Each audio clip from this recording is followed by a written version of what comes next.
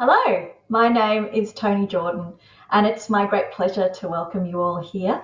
Before we begin, I would like to acknowledge that we're meeting on the unceded lands of the Wurundjeri people of the Kulin Nation, who have been telling stories here for millennia.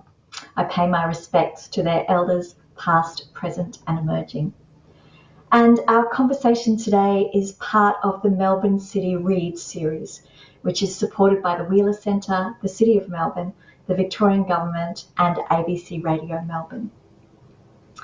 I'm thrilled that you're all here to join us to celebrate this wonderful book in Moonland and to celebrate our guest today, Miles Allison, one of my favourite Australian novelists. Miles' bio reads like this. He's a writer, an artist, and the author of the multi-award winning novel Fever of Animals, and he lives in Melbourne. That's a modest kind of bio. It doesn't say that Miles also holds a Master's in Fine Arts or that Fever of Animals was shortlisted for the Victorian Premier's Prize for Fiction and won the People's Choice Award. Miles is an extraordinary writer, and I'm delighted to be speaking with him today. Welcome, Miles. Thanks, Tony. Thanks for that. That was pretty nice. Before we start to talk about In Moonland specifically, I wanted to ask about how you ended up here. Have you always been that kind of a writing person? Were you the kind of person who has their first manuscript in the drawer when they turn 16? Is that you? I think the easy answer that I've been giving for a while is that I became a writer when I failed as a painter and as an artist and as an academic. I guess that's only partly true. I mean, I did try and become a painter, and I did drop out of a PhD, sort of bomb out. I think I'd always sort of harbored this idea that I could be a writer as well as maybe try doing these other things. And then when it felt like those other things sort of fell away a bit, I was like, okay, well, I'll do this. I'll try and see if I can do this. Writing is the last man standing of your artistic pursuits. Is that Yeah, what you're saying? yeah, pretty much. I mean, that's how it felt. But I think going back, I think even I mean, I learned to read quite late when I was a kid. I think I was nearly 10 by the time I learned to read, Oh. and so um, I don't know. I think when I did sort of come to language, it sort of happened quite quickly. And I remember being like really liking dictation in grade six. That was I don't think many other people really liked dictation, but I really liked, they were giving you all these words that you'd never heard of, or you, and then they would say go and use them in a story, and I think that experience or was sort of one of the first experiences anyway of realizing kind of how much I enjoyed words, I suppose. And when did you start? Was Fever of Animals your first novel? And when did you start that? I remember there was a book in the paperback bookshop that I used to um, sort of go past and read every time I went past the paperback bookshop. I guess I would have been um, this would have been 10 years ago, and I remember reading, every time I'd go in there and read a couple more pages of this book by this Spanish author, and I won't say what the book is, but it seemed amazing. Every page was great, and then I'd go back the next couple of days later and read a few more pages, and I was like, this book's going to be great. And then I finally bought the book.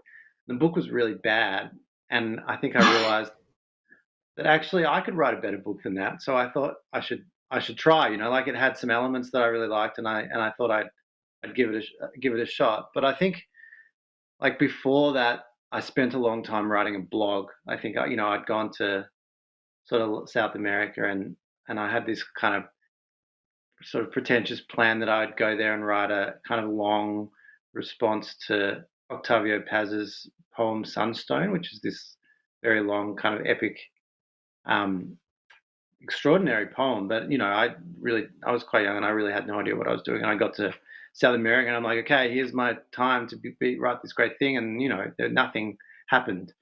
Um, and so I think that's where I started a blog, and I kept that blog for sort of 10 years, and that's I guess where I did my practice, so to speak, in sort of semi-public practice. Well, that's a discipline, isn't it? I mean, keeping a blog for that period of time takes an extraordinary amount of discipline, like finishing a novel.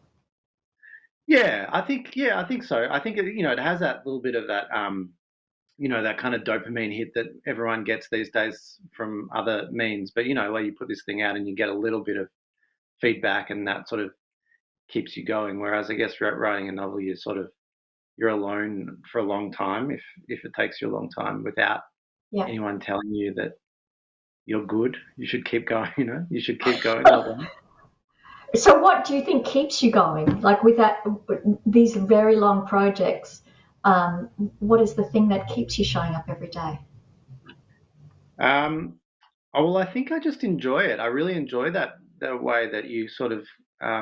I mean, I enjoy sentences. Like for some reason, a sentence is kind of like to be like a door or a window or something, and you can disappear down it, both as a reader and as a writer. So uh, I, mostly enjoy it. I think I sort of block out some of the really, really painful stuff, the times when it doesn't work and where you really blame yourself. But Mhm. uh, yeah, I think I enjoy that kind of world, which is sort of like having this scaffolding on your head that you sort of have to hold together for quite a while, like really walk precariously balancing this stuff on your head for years without it falling, sometimes I know, that can be, I know, yeah. I know exactly what you're saying here. Yeah.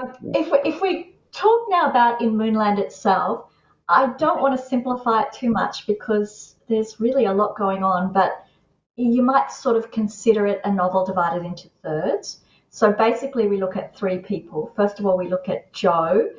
That's a section set in the present day, and he's a new father to baby Sylvie. And he's got some questions about his own father that he wants solved. Then in the middle section, we look at Joe's father, Vincent, and that's set in the 1970s. And then finally, we skip to the future at the end and look at Sylvie, the baby, grown up as a young woman. So we've got three generations here, and the kind of trauma that flows between them and the search that they all are interested in. They're all looking for something to believe in. But you've got this kind of three generational novel. How did you first get the idea for something like this?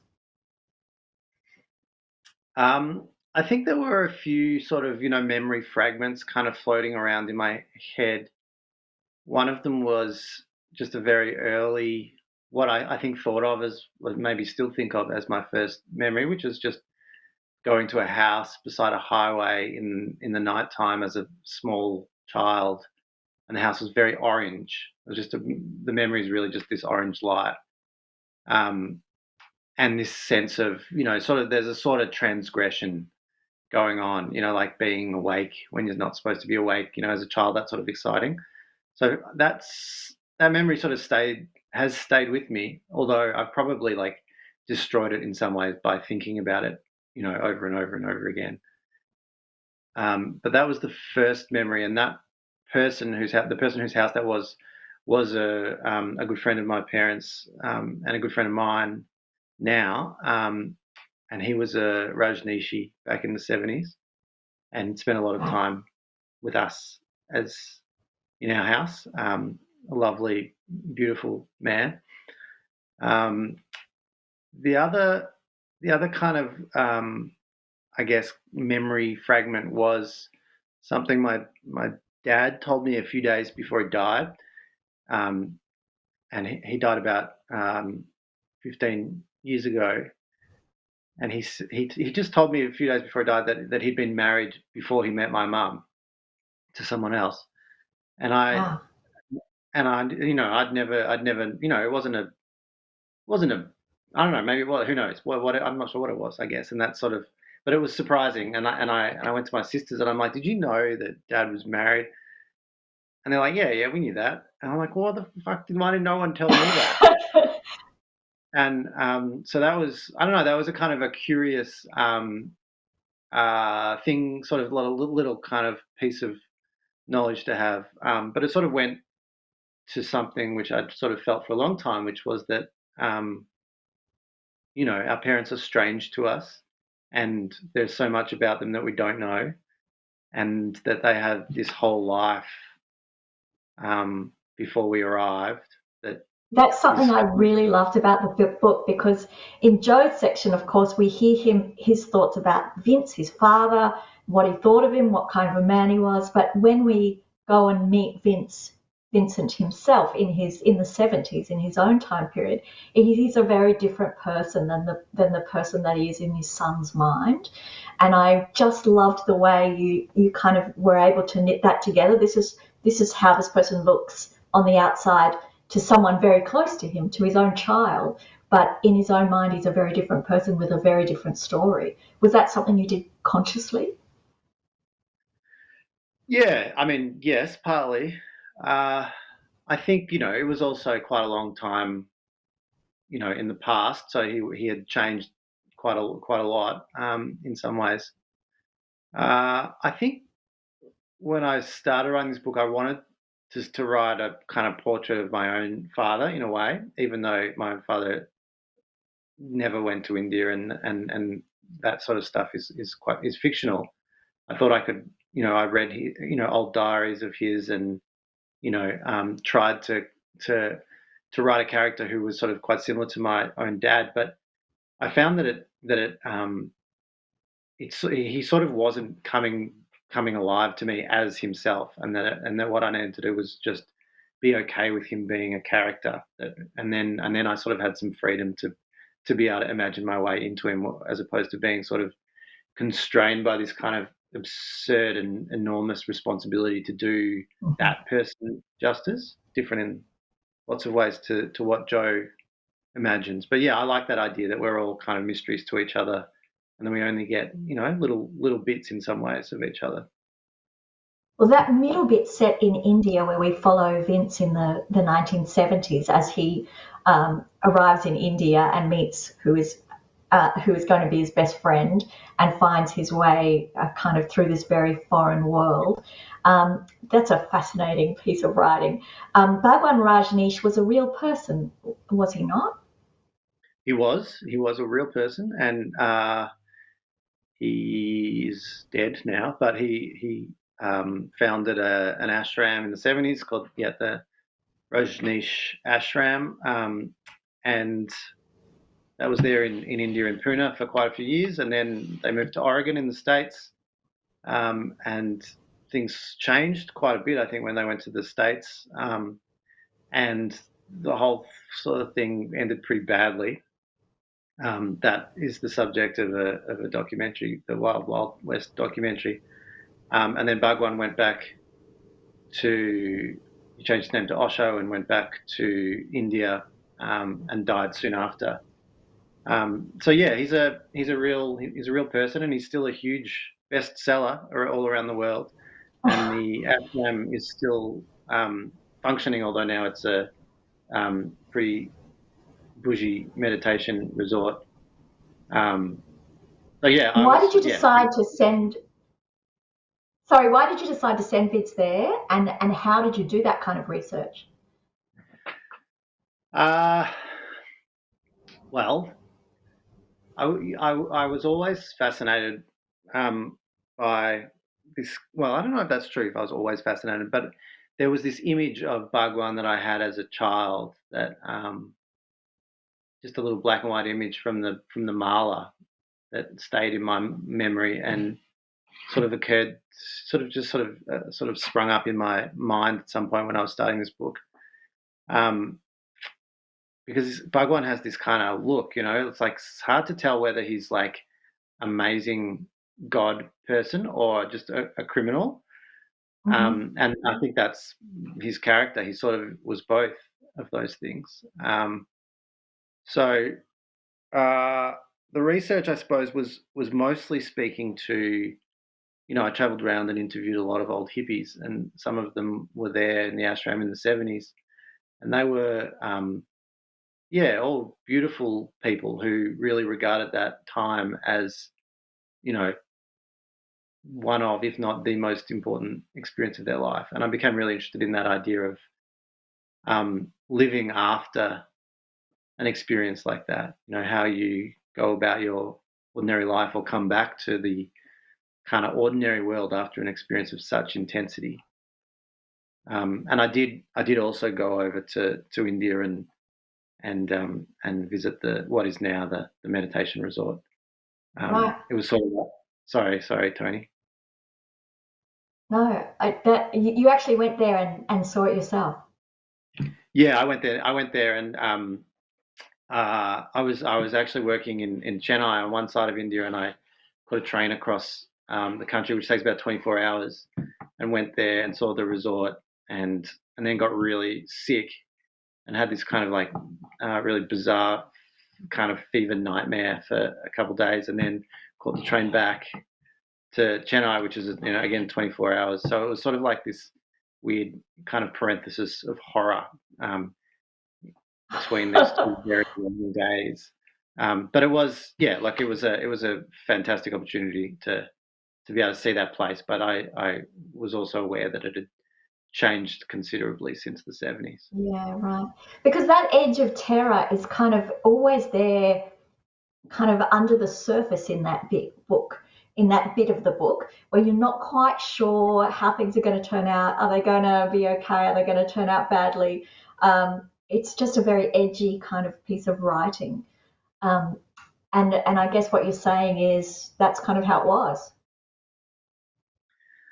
Uh, I think it was a lot of things for a lot of different people. I think it was an extraordinary experience for a lot of people, but it was also pretty wild, and there were no health and safety regulations, and um, and there was some really sort of cowboy therapists, and it was a really different time, um, and there was some animosity by locals towards understandably towards the Mhm. devotees. Yeah, so I think it was a real edge of the seat kind of experience for many people. And in lots of ways, I think I would have liked to have gone there in the 70s. It would have been an Yeah. interesting time. I wanted to show that there was not only was it such an important time for people, it also was betrayed eventually, and I had to have an element in the story that showed that that was actually there was its dark side as well. Yeah. There's a quote from that section of the book: "The past is just smoke in the head," um, which kind of has the idea that maybe the past is not that important, but that's the opposite of what these three characters find. The past is really always influencing their actions in the present day. So, can you talk a bit about that, about the effect of the past on us and why it's almost disavowed in that middle section, even though it's not really the case? Yeah, well, I think that's a really fascinating conundrum, especially if you look into any kind of, let's say, kind of Buddhist practice. There is this idea that all we have really is the present.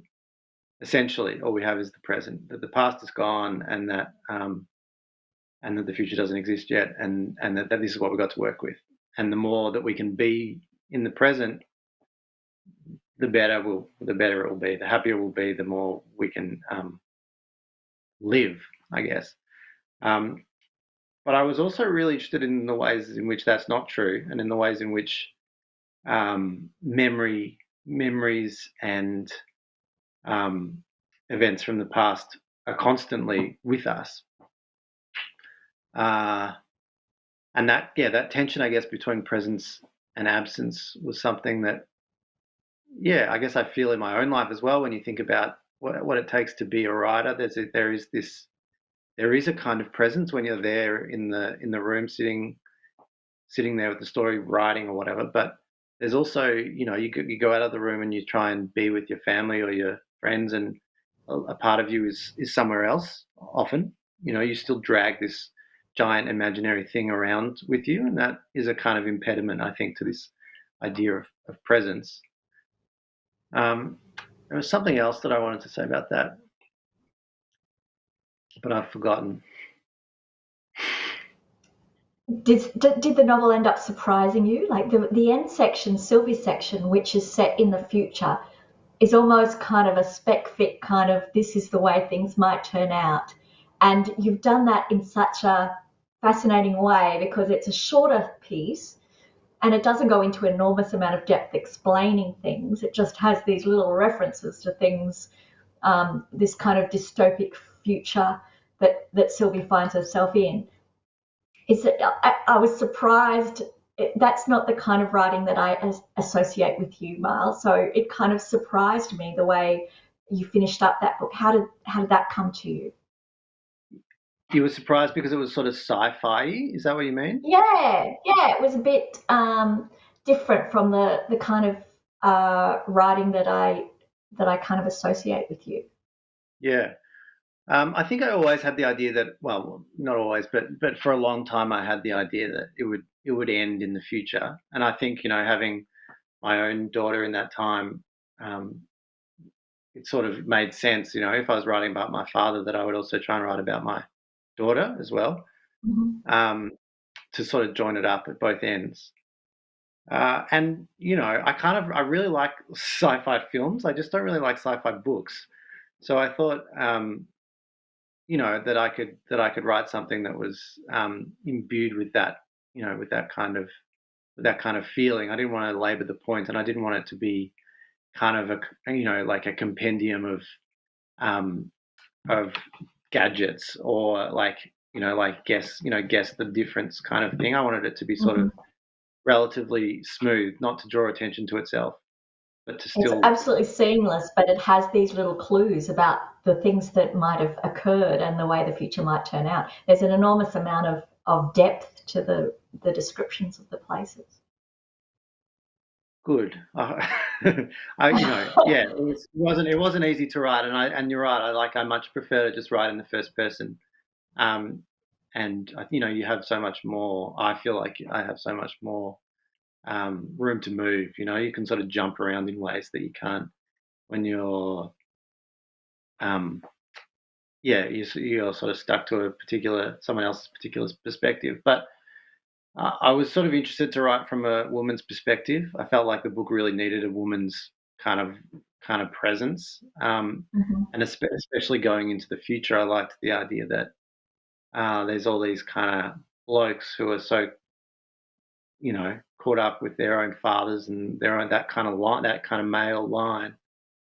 I Mhm. thought it really needed a kind of feminine alternative. If there's any hope in the book, I hope that's part of it. Yeah. Well, Sylvie's searching as well. Like Vince is searching for some way to push against his very strict father and horrible things that happened to him. And Joe is searching for the meaning of his father's life. And Sylvie, when she's at a difficult point in her life, her first instinct is to go to her father, even though he hasn't been, so fab. So it's kind of this homing, searching for meaning kind of instinct that the three of them have. Yeah, no, it's true. I think that, there's a thing about part of it, which is about, sort of searching for connection to these people. And I was sort of interested in this idea of, where one person ends and the next person begins, that kind of porous boundary. Sometimes it's quite porous, and sometimes we're so far away from each other. And so I was interested in that, and I was interested in the way that, sort of touch, especially in that last section, the way touch works, the way Mm-hmm. that, this idea of the skin suit, or the idea of um, the astronauts, I guess, in the second section going up to touch the moon. And did they, they went all that way just to touch it, and did they touch it, or did they had a glove on, so they didn't really touch it. There's all that sort of stuff, and then all that kind of AI stuff, the screens upon the windows, and that sort of feeling of yeah, that there's a sort of skin between us and the world, and how close can you get to a kind of authentic experience, I suppose, of one another. The other thing that final section does, and this also brought to mind your background in visual art, is it makes those three sections really appear to happen in different worlds. So the first part, Joe's part, is kind of the world as we know it. Then there's this very foreign section in India in the 70s where you've moved in time and place, and the texture of that is very different as well. And then the future ending part in the middle of kind of a desert is very different as well. So, and they're all the way through. You also have references to film and the visual aspects of life. It's kind of intertextual in the way that film pops up in all those parts. Can you talk a bit about that, about the idea of the moving image and how it intersects with the story?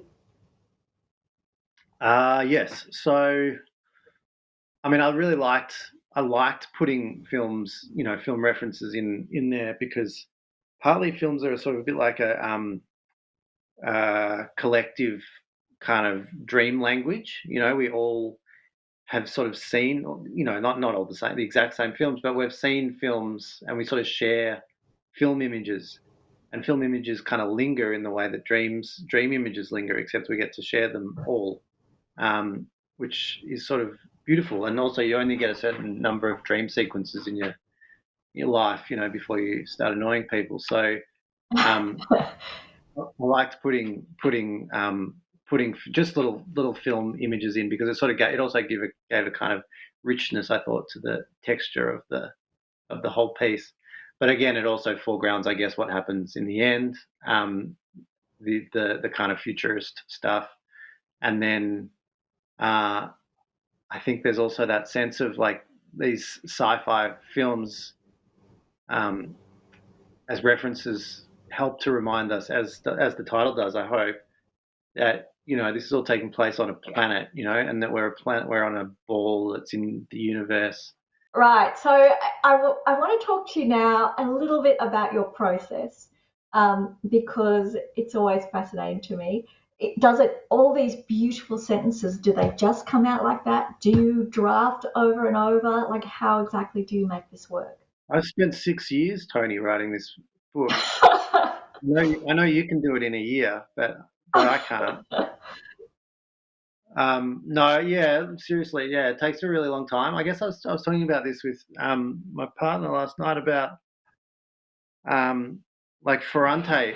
We were reading this little thing by Ferrante where she talks about that question that like a starting writer might ask themselves, and she says, this is in her Paris Review interview. She says, um, the most urgent question you ask yourself might be, what is my material? What experiences can I narrate? And she said that's the wrong question. She said the right question is, what is the word? What is the rhythm of the sentence? What is the tone with which I can narrate the things that I know?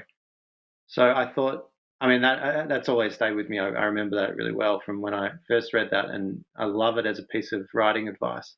But it's sort of, yeah, I don't know, it rings true for me. Like it's always a question of words over and sentences over kind of story arc. That's sort of where I Mhm. start.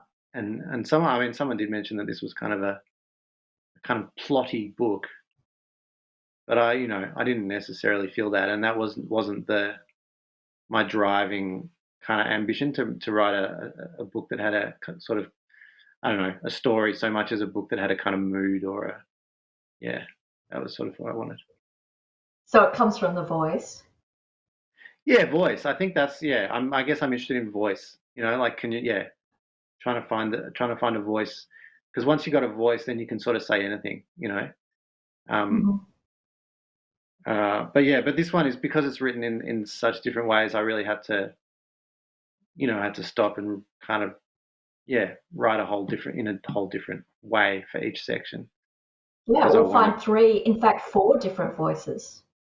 Yeah, that's right. And like I totally stuffed this up, Tony. Like I spent 4 years writing the wrong book, like, or writing the right book but in the So, wrong way. so what does that mean? So what does that mean? You spent years writing the wrong book, so a completely different book, or this No, idea no, but I presented in a exaggerate. It different was this. way?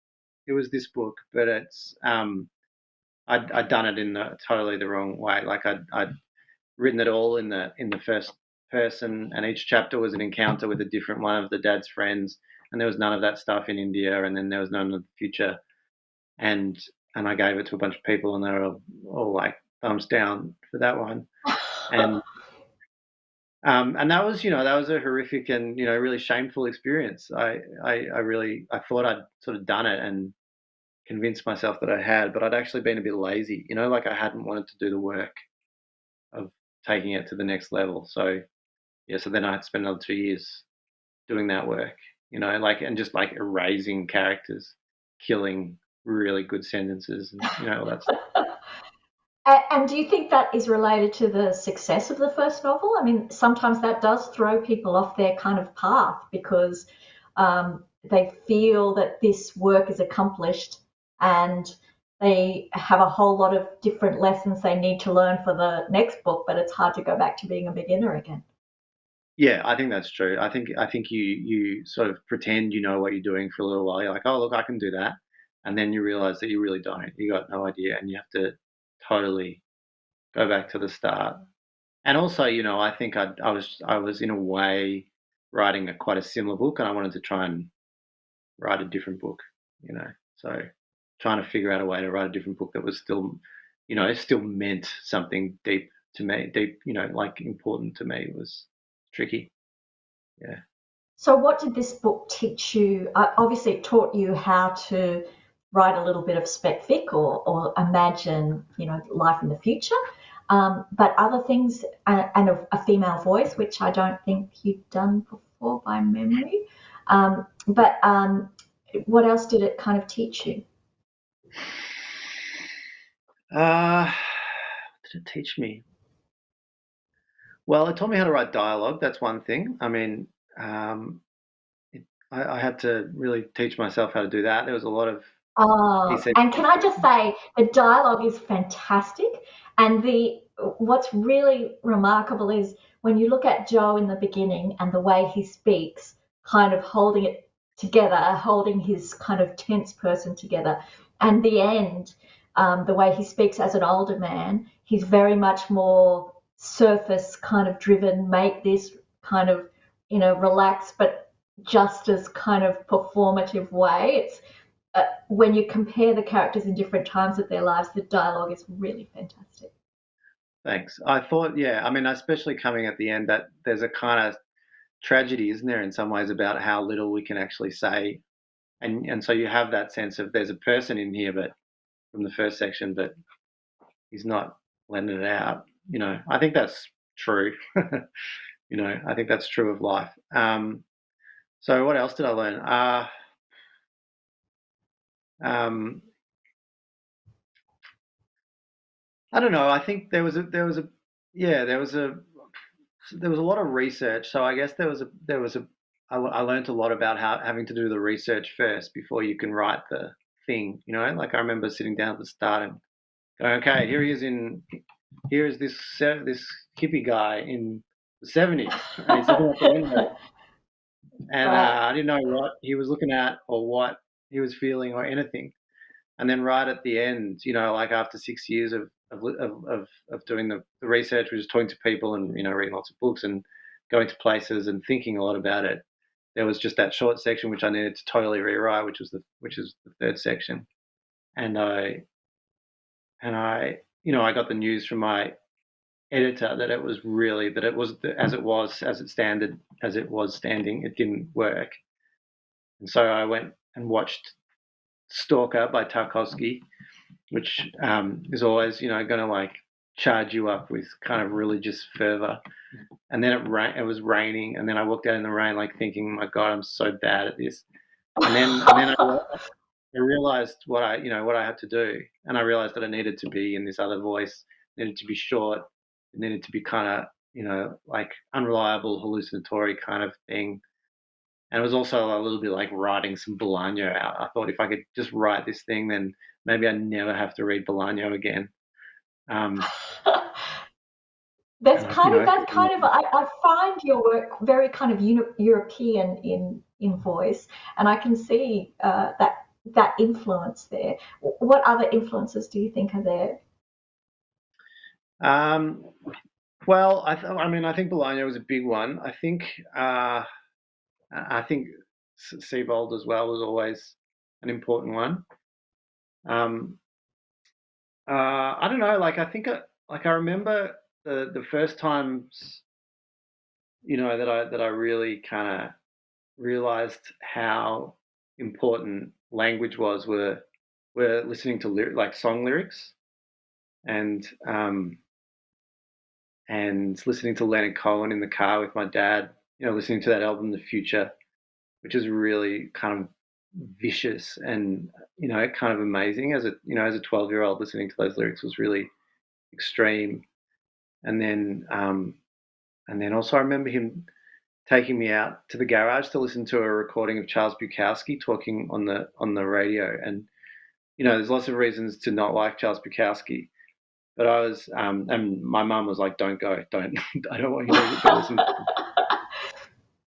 But I did. I went out there, and it was like Charles being really gross, like reading into the, kind of like burping into the microphone and being drunk, but reading these poems, which was so, to a 14-year-old, so amazing. They had this sense of like, the world was like not what you've been told. The world is like full of kind of rage and sadness and sex and failure and, like all sorts of stuff that at the time really kind of blew my head off. And I can still, quote like passages from those poems from that particular experience off the top of my head. And I think that all those kinds of writers, the ones that are kind of like supercharged, are the ones that I most kind of want to be like, or the ones that have inspired me, I guess, the most. So Bolaño is definitely one, and Octavio Paz is one because of that kind of epic nature of that stuff, and even like Peter Hanke, and who is also a bit of a fascist potentially, and is an amazing, like is just an amazing weird sentence maker, and yeah, I don't know, Margaret Durrar and Ferrante, those kind of writers who are like, there's something kind of molten boiling underneath. I sort of, that was the stuff that really I wanted to be able to live up to in some sense. Well, I can see that also in the story because in some pieces, violence is a substitute for words. Like when people can't find the language to explain how they're feeling, that's when, particularly for Vince, that's when violence comes in there. But that we see less of that as the story goes on. So is that how you're feeling about that, about violence with respect to as a means of communication? Yeah, that's totally true. And I guess in those kind of in those therapy workshops in the ashram, um, that's what's going on. There's a lot of people who, there's a lot of stuff under the surface that had no way to come out otherwise. And I was actually, I was thinking at some stage during this process that, this is a book that probably couldn't have been written without my own, therapy, my own realization that, there is a lot of stuff that passes through generations, um, and I do wonder whether that is something that we're going to see more and more in fiction, because of how conversant people are becoming with certain psychotherapeutic kind of techniques or language. Mm-hmm. But I was also thinking about the way that language, way that writing anyway, and therapy have a kind of similarity to each other in some ways, in the sense that they're both about this kind of like going in to this sort of painful stuff, or this sort of shameful stuff in a way, but that when you're doing it as a writer, especially when you're doing it in fiction, it's kind of far more liberating. Maybe not, it's not more liberating, but it's more pleasurable anyway, because Mm-hmm. you're not simply yourself. You're able to see yourself, but not be yourself. And it's sort of almost like sort of flying over the top of yourself. Like you're your own angel or something, and that you can, you can see all the shameful things about yourself, and you can just give them to all the characters. Um, and you're sort of free in that way, and you don't take it so personally. But also, you're the god of these people, so you can show how much Vince was messed up by his father and Joe by his father. And when Joe comes to give Sylvie the gun that means so much to him, as a kind of a symbol of the violence that's gone through the family, she just goes, no, thank you. Like you can actually have her make the decision not to go in that direction. So you Yeah. have a lot of power, I guess. Yes, that was a kind of kind, godly gesture to allow that to. The idea of the times that we're living in right now, living through history, everything is very changeable. Um, was that? I mean, I know this book took you a long time, but it seems perfect for where we are now. Is that just coincidence, or did you have a feeling, or how did that work? Well, climate change has been happening for a while, but there was there was the pandemic, I guess, happened as I was writing that last section, so that certainly helped. Um, yeah, and I, the political. You just have to look at the political situation of the country, and like you don't have to extrapolate that far to see a kind of future that's not very pleasant. So there's that, but I also didn't want to make it so dystopic that it was that there was no hope. I mean, I did for a while, and then I changed the ending.